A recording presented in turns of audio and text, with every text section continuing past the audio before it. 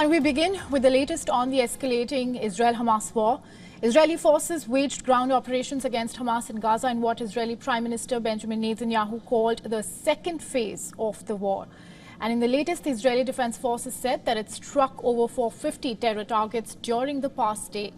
It added that the IDF fighter jets struck over 450 military targets belonging to the Hamas terrorist organization in the Gaza Strip. Earlier, speaking at a press conference in Tel Aviv, Netanyahu briefed about the ground invasion and warned that the fighting in Gaza would be long and difficult. He also added that defeating Hamas was an existential test for Israel.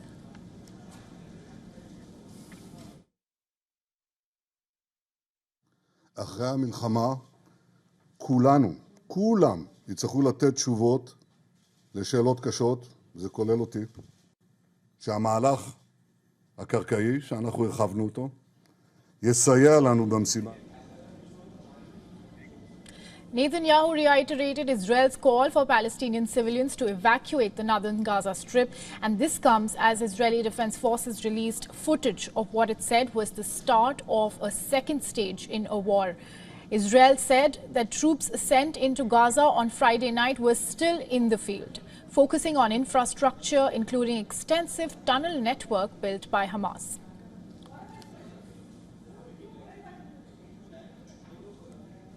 עברו 3 שבועות מתחילת המלחמה.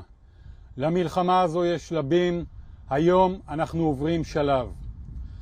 כוחות שלנו מבצעים כעת פעילות קרקעית ברצועת עזה.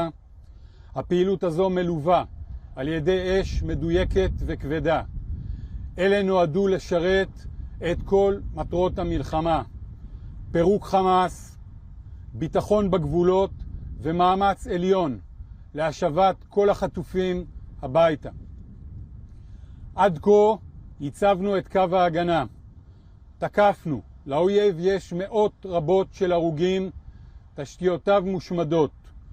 המצב בעזה הוא תוצאה של מעשיו הנפשעים של חמאס, שם האחריות.